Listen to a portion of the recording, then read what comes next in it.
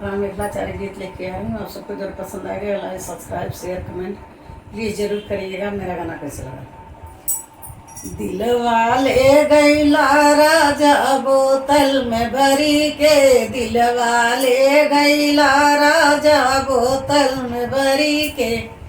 सोने की थारी में जमुना परोसे, सोने की थारी जमुना परोसे, जमुना जे गैला राजा नासे में होई के, जमुना जे गैला राजा नासे में होई के,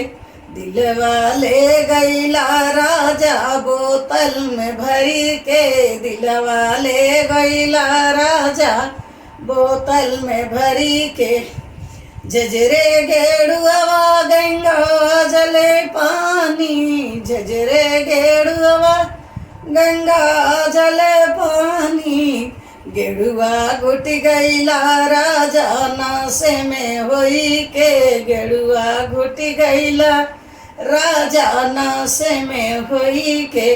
दिल वाले गैला राजा बोतल में भरी के, दिल वाले गैला राजा बोतल में भरी के, लाची ही लौंगा का बीरा जोरायो, लाची ही लौंगा का